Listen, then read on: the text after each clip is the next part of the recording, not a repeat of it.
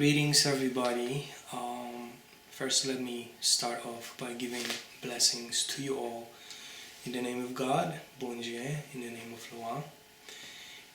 My name is Houngan Kris, and it's actually been 6 years now since I uploaded my last video on YouTube, which is way too long time. Obviously, 6 years is a lot of time, and a lot have happened since then. I want to say I'm sorry to my subscribers and my followers. I just wasn't able to continue to do my videos. It was too much happening, too much going on, traveling, focusing on spirituality, business, and getting settled down. However, now I feel it is the right time for me to start making videos again, and this time I want to make it consistent. So from today, every Monday henceforth, I will dedicate myself a few hours to make a video on various subjects. It's not going to be limited to Haitian Vodou, but about spirituality in general. I'm going to share some of my personal perspectives, some views, and also my experiences. So now let me begin to reinitiate my my introduction. My name is Houngan Kris, and I also go by the name Courage Guine Edeyo Soulage Mifobongan. I want to go a bit in depth of the meaning of my name, so you get a sense of who I am. Courage Guine means courage of Guine. Guine is a place that we call is a world between the heavens and earth that hosts the most higher and elevated spirits, and that's where they reside. We refer to these spirits as Loa. Edeyo Soulage Mifo translates help them feel better with strong hands. In essence, it can be interpreted as, we work efficient and we work hard. We don't give up until the problem is solved. Bon is the Creole word for good. It means good.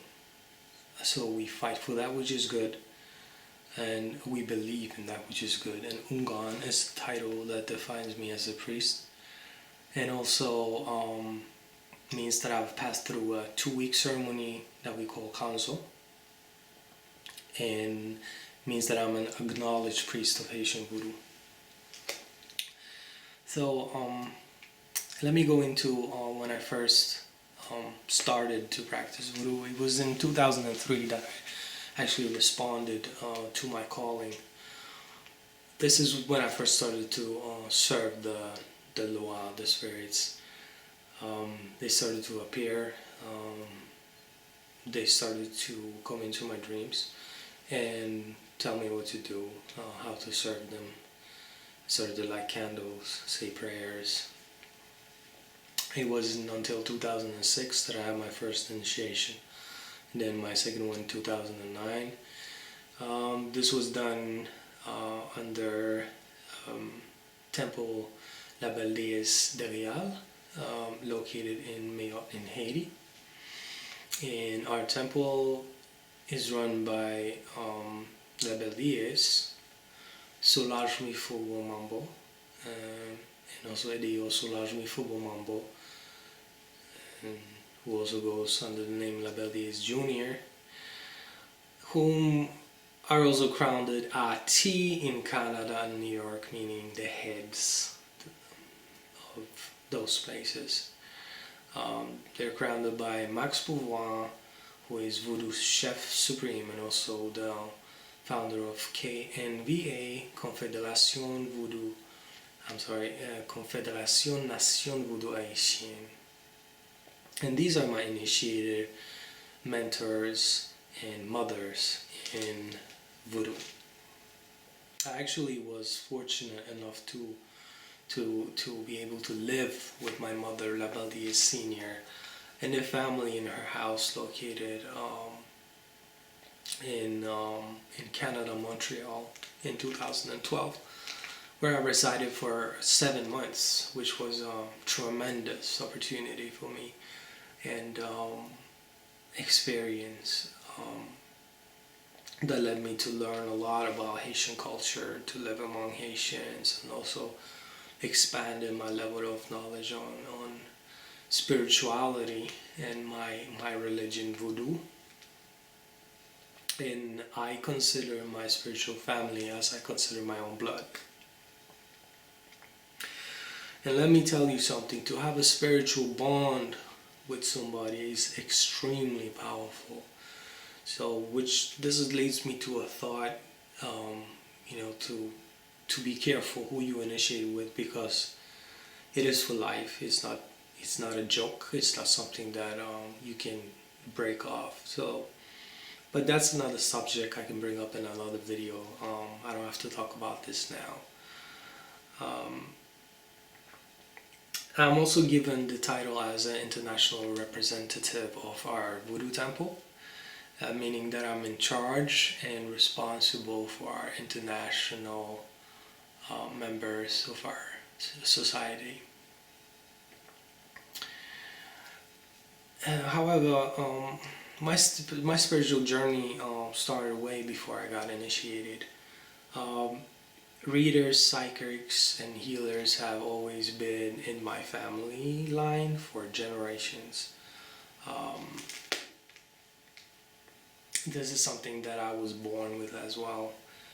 So my line from my mother's side actually traces all the way back to Egypt, where my peoples traveled upwards through Israel, Syria, Romania, Ukraine, and eventually they settled in Poland, where my mom was born. My father's line is also Gypsy, but more specific Romany, but it was more centered on Europe and Scandinavia. So I have a lot of different cultures and spiritual beliefs and spirits with me. And already as a child, I was because of my ancestors and their practices, I was extra sensitive and empathic. I could perceive feelings and information of other people, which I channeled naturally. And sometimes I could tell about a person more than the person knew about himself, and why things were happening, and predict occurring events. I didn't call myself a term back then. I didn't call myself a psychic or a medium or a clairvoyant and anything like that. It was just a part of who I was.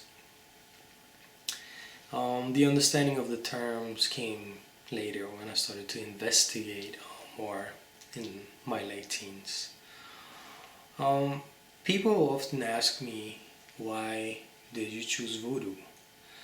And I can understand the question. It's actually a good question. Well, the religion and the culture is extremely fascinating in itself. It's very rich. It's very strong.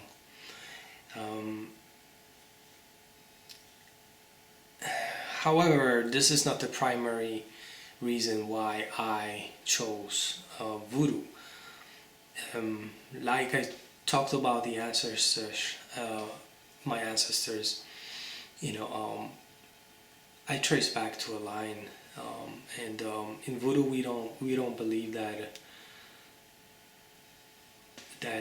you choose the path yourself. It is already chosen for you, and it's the spirits that choose the person, and not the person itself, not the other way around. And Haitian Vodou is a mix of various people, mainly African origin, and at one point it has to be in your spirit. It has to be in your blood for you to be chosen. Somehow, someone, somewhere had to practice it. And the ancestor will call you back where they want you to be. And for you to choose a religion, it has to feel right.